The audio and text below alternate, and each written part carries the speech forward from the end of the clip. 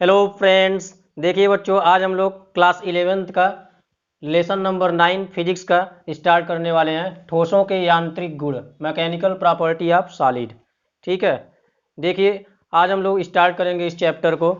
और जितने भी थियरी है बच्चों इस चैप्टर के, जितने भी एनसीईआरटी के न्यूमेरिकल्स हैं, सारे हम लोग डिटेल से करने वाले हैं इसमें। ठीक है। इसके बाद जितने भी जेईई मेंस के बच्चों प्रीवियस ईयर में आए हुए प्रश्न हैं, नीट के जो पीवाईक्यूज हैं प्रीवियस ईयर में आए हुए, सारी चीज़ें हम इसमें डिस्कस करेंगे बच्चों। पूरा बेसिक से एडवांस लेवल तक इस चैप्टर में हम लोग सीखेंगे बच्चों। ठीक है। तो चलिए स्टार्ट करते हैं इस चैप्टर को बच्चों। ठीक है। ठोसों के यांत्रिक गुण चैप्टर को आप न्यू एनसीईआरटी देखेंगे तो उसमें लेसन नंबर 8 होगा बच्चों। ये ओल्ड एनसीईआरटी के हिसाब से लिखे हुए हैं लेसन नंबर 9।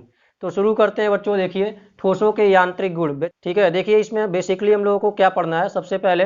ठीक है।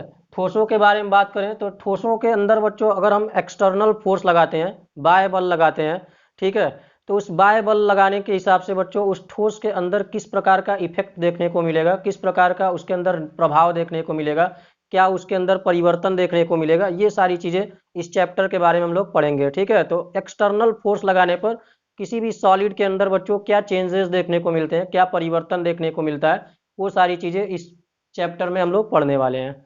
ठीक है। तो देखिए, इस चैप्टर की जो स्टार्टिंग है बच्चों उसको हम डिफार्मिंग फोर्स से स्टार्ट करते हैं, विरूपक बल से। ठीक है। क्या होता है विरूपक बल, इस चीज़ को हम लोग समझते हैं। ठीक है। तो डिफार्मिंग फोर्स की अगर बात करें बच्चों तो इसको हिंदी में बोलते हैं विरूपक बल। ठीक है। इंग्लिश आप लोग ध्यान रखें, डिफार्मिंग फोर्स। तो डिफार्मिंग फोर्स की बात करें बच्चों तो जब किसी भी ऑब्जेक्ट पर एक्सटर्नल फोर्स लगाया जाए बच्चों, ठीक है, बेसिकली देखिए बच्चों ये इलास्टिसिटी इस चैप्टर को बोला जाता है। ठीक है। तो किसी भी वस्तु पर डिफार्मिंग फोर्स की अगर बात करें बच्चों तो आप इंग्लिश में जानते हैं डिफार्म का मतलब होता है, ठीक है, बिगाड़ना। ठीक है। फार्म बनाना बच्चों, और डी फार्म मतलब उस रूप को बिगाड़ देना। ठीक है। तो अगर किसी ऑब्जेक्ट के ऊपर एक्सटर्नल फोर्स लगाने पर बच्चों, ठीक है, क्या हो जाए, उसका फार्म, उसका रूप बदल जाए, ठीक है, बिगड़ जाए, तो उसी को हम क्या बोलते हैं, डिफार्मिंग फोर्स। जैसे बच्चों आप ये देखिए रबड़ है, ठीक है, तो अगर हम इस पर क्या करें बच्चों, देखिए अगर हम इस पर क्या करें बच्चों, देखिए एक्सटर्नल फोर्स अगर लगाए बच्चों, ठीक है, तो पहले बच्चों ये किसी और आकृति का था, ठीक है, अब देखिए ये चेंज हो गया। ठीक है। तो आकार और आकृति में परिवर्तन कर दे बच्चों या परिवर्तन करने का प्रयास करें तो उसको हम डिफार्मिंग फोर्स बोलते हैं। आया समझ में। तो डिफार्म का मतलब होता है बच्चों रूप को बिगाड़ना है। तो किसी भी ऑब्जेक्ट के ऊपर बच्चों अगर एक्सटर्नल फोर्स लगाने पर वो उसकी आकार और आकृति बच्चों क्या हो जाए, बदल जाए। जैसे आप इस रबड़ को देखेंगे, ठीक है, तो अगर हम एक्सटर्नल फोर्स लगाएं तो इसकी आकार और आकृति चेंज हो गई बच्चों।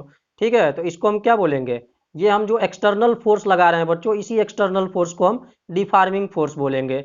आया समझ में। ठीक है। ये छोटे छोटे कंसेप्ट हैं बच्चों, ये सारी चीज़ें इस चैप्टर को स्टार्ट करने से पहले आपको सारी चीज़ें आनी चाहिए। ठीक है। तो ये हो गया डिफार्मिंग फोर्स। अब समझते हैं बच्चों रीस्टोरिंग फोर्स क्या होता है। ठीक है। रीस्टोरिंग फोर्स, प्रत्यानयन बल क्या होता है। प्रत्यानयन बल की बात करेंगे बच्चों तो अगर किसी ऑब्जेक्ट पर बच्चों एक्सटर्नल फोर्स लगाया जाए, जैसे आप देखेंगे इसी इलास्टिक की बात करें बच्चों, ठीक है, इसी रबड़ की अगर हम बात करें तो अगर किसी ऑब्जेक्ट के ऊपर बच्चों एक्सटर्नल फोर्स लगाने पर, ठीक है, वस्तु मतलब उस एक्सटर्नल फोर्स का बच्चों विरोध करे। आया समझ में। विरोध करे यानी एक विरोधी बल की तरह ये काम करता है बच्चों। जैसे आप जब भी इस पर एक्सटर्नल फोर्स लगाएंगे बच्चों तो आपको फील होगा बच्चों, ठीक है, कि ये जो रबड़ है वो खींचना नहीं चाह रही है। ठीक है। यानी अपोजिट आप खींच रहे हैं इधर तो अपोजिट डायरेक्शन में एक फोर्स लग रहा है। ठीक है। यानी देखिए जैसे ही आपने छोड़ दिया बच्चों एक्सटर्नल फोर्स, वापस अपनी पोजीशन में आ गया। जैसे आपको हम दूसरा एग्जाम्पल समझाते हैं। जैसे बच्चों देखिए, आप एसएचएम में पेंडुलम पढ़े होंगे, ठीक है, पेंडुलम। देखिए ये हो गया पेंडुलम। ठीक है। तो आप क्या करते हैं, एक्सटर्नल फोर्स लगा के बच्चों, देखिएगा जरा, देखिए जब आप एक्सटर्नल फोर्स इधर लगाएंगे बच्चों, ठीक है, तो एक्सटर्नल फोर्स या इधर आप एक्सटर्नल फोर्स लगा रहे हैं, ठीक है, तो एक्सटर्नल फोर्स लगा के बच्चों जब छोड़ेंगे तो वापस देखेंगे तो वापस जैसे ही छोड़ेंगे इस पोजीशन में वापस आ जाएगा। ठीक है। तो इधर जो बल कार्य कर रहा है बच्चों, आपने बल इधर लगाया, ये एक्सटर्नल फोर्स है एफ ई, ठीक है बच्चों, और जैसे ही छोड़ेंगे तो ये वापस अपनी पोजीशन में आने का प्रयास करेगा। ठीक है बच्चों। और इसी बल को हम क्या बोलते हैं, रीस्टोरिंग फोर्स बोलते हैं। आया समझ में।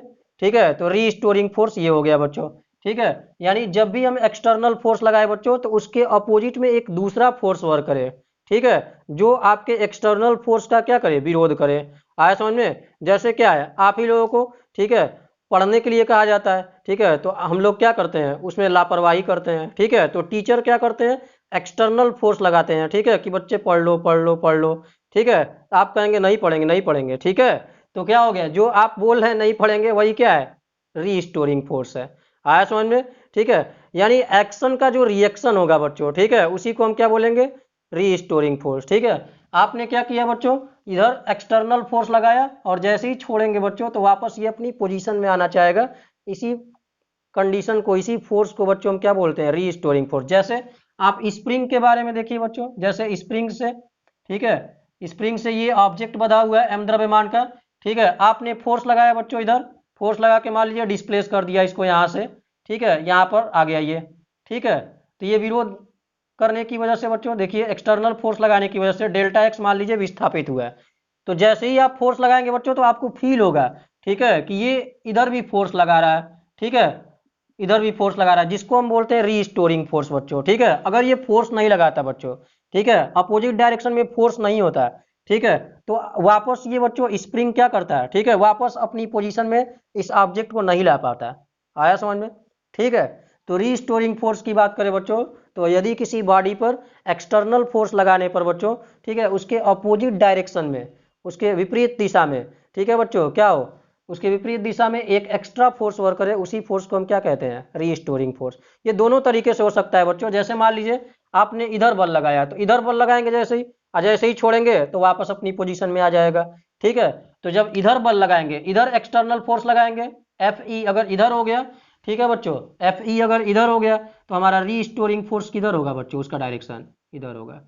आया समझ में रीस्टोरिंग फोर्स। तो रीस्टोरिंग फोर्स क्या हो गया बच्चों, यदि किसी बॉडी पर एक्सटर्नल फोर्स लगाने पर, ठीक है, उसके अपोजिट डायरेक्शन में बच्चों जो फोर्स वर्क करता है उसी को हम क्या कहते हैं रीस्टोरिंग फोर्स। जैसे आपने पेंडुलम पे बच्चों एक्सटर्नल फोर्स इधर लगा के छोड़ दिया, तो जो इधर इसके अपोजिट डायरेक्शन में जो फोर्स वर्क करेगा बच्चों उसको हम रीस्टोरिंग फोर्स बोलेंगे, प्रत्यानयन बल बोलेंगे।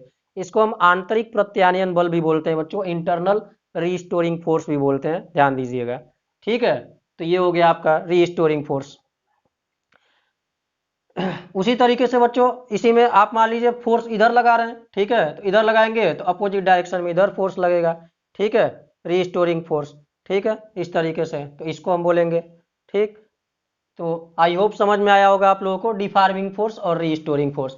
अब देखिए बच्चों ठोसों की बात करें तो जनरली बच्चों ठोस जो होते हैं वो तीन तरीके के होते हैं। एक होता है बच्चों रिजिड बॉडी, ठीक है, प्लास्टिक बॉडी और इलास्टिक बॉडी। इन तीनों चीज़ों को समझते हैं बच्चों बारी बारी से, ठीक है। देखिए रिजिड बॉडी की बात करें बच्चों, दृढ़ वस्तु की बात करें, तो अगर किसी ऑब्जेक्ट पर एक्सटर्नल फोर्स लगाने पर उस ऑब्जेक्ट की आकार और आकृति में बच्चों किसी भी तरह का परिवर्तन न हो, ठीक है, तो ऐसे बॉडी को हम क्या बोलेंगे बताइए, ऐसे बॉडी को हम बोलेंगे रिजिड बॉडी बोलेंगे बच्चों। दृढ़ पिंड जैसे पत्थर हो गया, ईंट हो गया बच्चों, मकान हो गया, ठीक है, इस तरीके से बच्चों। जैसे बच्चों एक देखेंगे, जैसे पदार्थों में बात करें बच्चों तो सबसे कठोर पदार्थ हीरा होता है, ठीक है, तो हीरे की बात करें तो हीरा बोल सकते हैं बच्चों रिजिड बॉडी, ठीक है, बहुत ही कठोर होता है। इस मार्कर को भी बच्चों हम अपने लिए बोल सकते हैं, ठीक है, क्योंकि देखिए ऐसा नहीं है कि अगर हम एक्सटर्नल फोर्स लगाएंगे तो ये नहीं हमसे टूटेगा, ठीक है, वैसे ज़्यादा फोर्स लगाएंगे तो टूट सकता है, ठीक है।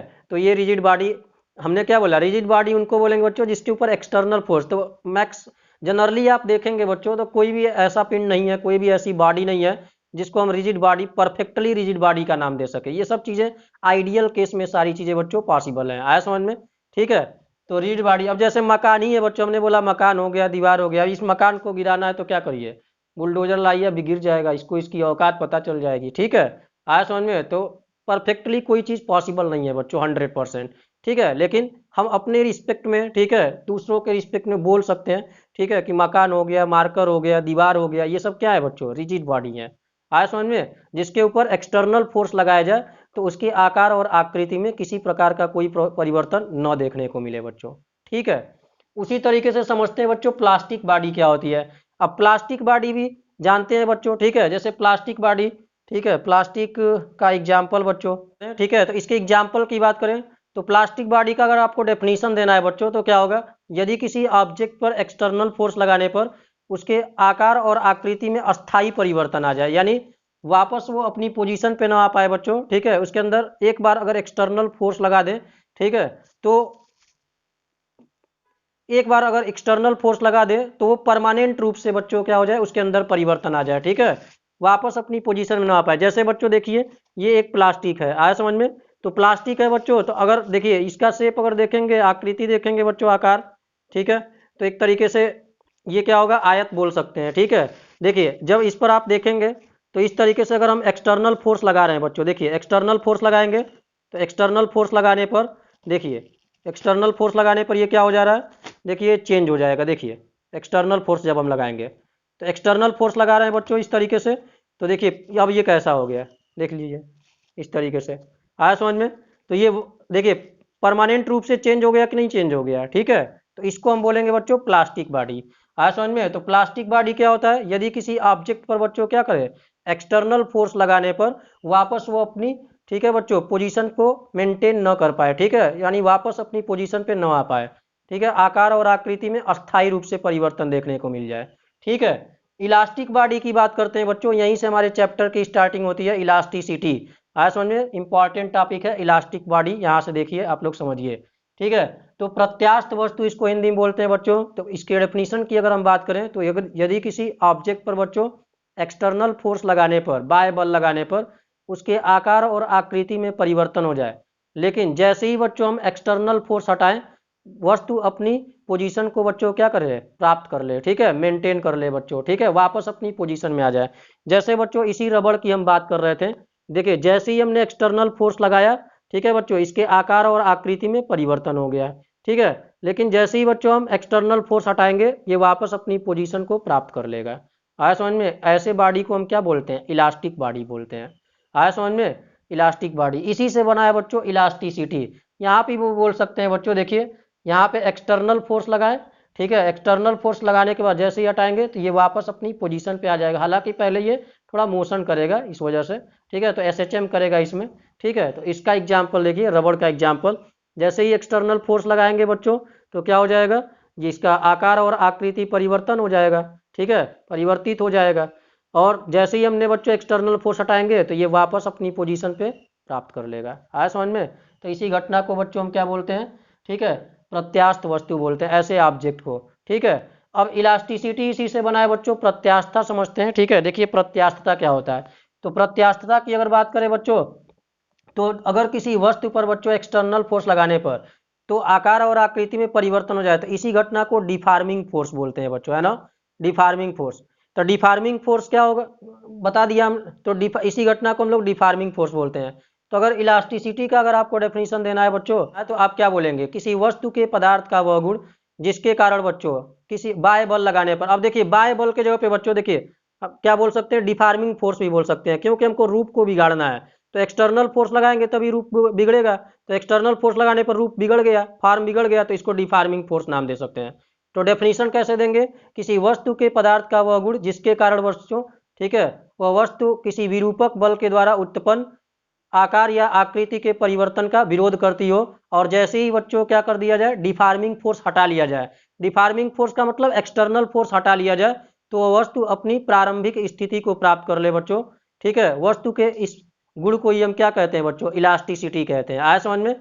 ठीक है, इलास्टिक बॉडी से ही बनाए बच्चों इलास्टिसिटी। इलास्टिक बॉडी क्या हुआ, एक्सटर्नल फोर्स लगाने पर बच्चों आकार आकृति में परिवर्तन हो जाए, और जैसे ही बच्चों एक्सटर्नल फोर्स हटाएं तो वापस अपनी पोजीशन में आ जाए, ठीक है। अब इलास्टिसिटी अगर आपको बताना है बच्चों तो क्या बोलेंगे, किसी वस्तु के पदार्थ का वह गुण जिसके कारण वह वस्तु किसी विरूपक बल के द्वारा उत्पन्न आकार या आकृति में परिवर्तन का विरोध करती है बच्चों, और जैसे ही बच्चों डिफार्मिंग फोर्स हटा लिया जाए, ठीक है, विरूपक बल हटा लिया जाए तो वह वस्तु वापस अपनी पोजीशन में आ जाए बच्चों। इसी घटना को हम क्या कहते हैं, ठीक है, इलास्टिसिटी कहते हैं, प्रत्यास्थता कहते हैं। आया समझ में? अब देखिए बच्चों इसको क्या किया है, एक एग्जाम्पल के थ्रू बच्चों समझाया हुआ है। एनसीईआरटी में आप फिगर देखेंगे, देख लीजिए ये फिगर एनसीईआरटी में दिया हुआ है, ठीक है। तो अगर यहाँ से देखेंगे बच्चों प्रत्यास्थ पिंड का व्यवहार तो कैसे इसको समझेंगे, ठीक है, इस तरीके से। तो एक जालक बनाया हुआ है बच्चों, ठीक है, स्प्रिंग से। ये जैसे आप जानते हैं ठोस के अंदर जो होते हैं बच्चों, ठोस के जो पार्टिकल होते हैं वो काफ़ी छोटे छोटे होते हैं, ठीक है, स्मॉल पार्टिकल के द्वारा एक दूसरे से इंटरमॉलिक्यूलर फोर्स के द्वारा बच्चों क्या होते हैं, बंधे रहते हैं इस तरीके से इसमें। ठीक है, तो इंटरमॉलिक्यूलर फोर्स के द्वारा, तो ये जो है बच्चों ये परमाणु है, परमाणुओं को दिखाया गया, एटम्स को। ठीक है, और ये बच्चों क्या दिखाया गया, ये फोर्स को दिखाया गया। ठीक है, ये जो फोर्स लग रहा है, ठीक है, जो जिसको क्या बोलेंगे बच्चों, रीस्टोरिंग फोर्स जो बोलेंगे, ये जो स्प्रिंग है वो फोर्स को दिखा रहा है। तो जैसे ही बच्चों अगर हम यहाँ से क्या करेंगे, यहाँ पर एक्सटर्नल फोर्स जैसे ही लगाएंगे, जिसको आप डिफार्मिंग फोर्स भी बोल सकते हैं बच्चों, हमने बोला ना इलास्टिसिटी के डेफिनेशन में, आप एक्सटर्नल फोर्स बोलिए या डिफार्मिंग फोर्स बोलिए, बात एक ही है। ठीक है, उस ऐसा एक्सटर्नल फोर्स जो रूप बिगाड़ दे बच्चों, उसको डिफार्मिंग फोर्स बोलेंगे। ठीक है, तो आप इधर क्या करिए बच्चों, एक डिफार्मिंग फोर्स लगाइए, और जैसे ही डिफार्मिंग फोर्स लगाएंगे बच्चों, तो ये स्प्रिंग खींच जाएगा। ठीक है, तो इसके बीच का जो इंटरमॉलिक्यूलर स्पेस है बच्चों, दो एटम्स के बीच का, ठीक है, वो गैप बढ़ जाएगा। ठीक है, तो इसके आकार और आकृति में क्या हो जाएगा, परिवर्तन हो जाएगा। तो हमने बताया कि इस परिवर्तन का विरोध करेगा बच्चों रीस्टोरिंग फोर्स। ठीक है, और रीस्टोरिंग फोर्स जब विरोध करेगा बच्चों, तो ये देखेंगे तो वापस अपनी पोजीशन में क्या हो जाएगा, आ जाएगा। जैसे आपने फोर्स लगाया इधर, ठीक है, तो ये नीचे बच्चों ऐसे आएगा, नीचे इस तरीके से खींच कर आएगा, ऐसे खींच कर नीचे आएगा। ठीक है, और जैसे ही ये फोर्स हटा लेंगे बच्चों, तो वापस अपनी पोजीशन को ये मेंटेन कर लेगा। आया समझ में? एनसीईआरटी में ये एग्जाम्पल है बच्चों इलास्टिसिटी का, आप इसको देख सकते हैं। आया समझ में? इलास्टिसिटी को इसी एग्जाम्पल के थ्रू समझाया हुआ है। ठीक है, तो आई होप आपको इलास्टिसिटी समझ में आया होगा। ठीक है, अब इसमें देखिए बच्चों एक चीज पूछता है कि रबर ज्यादा इलास्टिक है बच्चों, ठीक है, कि स्टील ज्यादा इलास्टिक है। तो देखिए इलास्टिसिटी को समझने के लिए बच्चों दो तीन चीजें हैं, हम लिख देते हैं, आप उसको समझ लीजिए। ठीक है, देखिए अगर लंबाई में वृद्धि, ठीक है बच्चों, लंबाई में वृद्धि, ठीक है, लंबाई में वृद्धि के अलावा आप कुछ भी लिख सकते हैं, क्षेत्रफल आयतन में, ठीक है, लंबाई में वृद्धि, ठीक है, is equal to elasticity, elasticity. इसी प्रकार से बच्चों अगर मान लीजिए लंबाई में वृद्धि, तो लंबाई में वृद्धि अगर ज़्यादा हो रहा है बच्चों, ठीक है, एक्सटर्नल फोर्स लगाने पर अगर लंबाई में वृद्धि ज़्यादा होगा, तो इलास्टिसिटी हमेशा ध्यान रखिएगा कम होगा। ठीक है, उसी तरीके से बच्चों अगर एक्सटर्नल फोर्स लगाने पर विरोध ज़्यादा हो रहा है, ठीक है, विरोध ज़्यादा होने का मतलब बच्चों रीस्टोरिंग फोर्स ज़्यादा वर्क करना है। आया समझ में? तो आप ध्यान रखिएगा इलास्टिसिटी जो होगा बच्चों, प्रत्यास्थता, इलास्टिसिटी, ठीक है, ये भी क्या होगा, ज़्यादा होगा। इसी प्रकार से बच्चों अगर आप एक्सटर्नल फोर्स, जिसको बाह्य बल बोलते हैं, ठीक है, एक्सटर्नल फोर्स, ठीक है, एक्सटर्नल फोर्स अगर आप ज़्यादा लगा रहे हैं, ठीक है, तो इलास्टिसिटी क्या होगा, तो इलास्टिसिटी क्या होगा, ये भी ज़्यादा होगा। ठीक है, यानी एक्सटर्नल फोर्स अगर ज़्यादा लग रहा है बच्चों, ठीक है, किसी वस्तु के आकार या आकृति में परिवर्तन करने के लिए, तो उसकी इलास्टिसिटी भी क्या होगी, ज़्यादा होगी। ये तीन टर्म ध्यान रखिए बच्चों, ये तीनों टर्म अगर किसी ऑब्जेक्ट का इलास्टिसिटी बताना है बच्चों, कौन मोर इलास्टिक होगा, तो इन तीनों टर्म को जो फॉलो करेगा उसको आप बोल सकते हैं मोर इलास्टिक या लेस इलास्टिक। आया समझ में? तो हमने क्या बताया बच्चों, ठीक है, देखिए अगर लंबाई में वृद्धि ज़्यादा हो, जैसे हम पूछे अगर बच्चों रबर ज़्यादा इलास्टिक होगा कि स्टील ज़्यादा इलास्टिक होगा, ठीक है, तो रबर और स्टील में अगर देखना हो बच्चों, तो रबर पे आप देखिए एक्सटर्नल फोर्स लगाएंगे, तो रबर पर अगर आप एक्सटर्नल फोर्स लगाएंगे बच्चों, तो ये आसानी से खिंच जाएगा। आया समझ में? इसकी लंबाई में वृद्धि ज़्यादा हो जाएगी बच्चों, देखिए, और हमने क्या बताया, अगर लंबाई में वृद्धि ज़्यादा होगी बच्चों, तो वो क्या होगा, कम इलास्टिक होगा। जनरली बच्चों को ये लगता है कि रबर ज़्यादा इलास्टिक होता है बच्चों, बट ऐसा नहीं है बच्चों।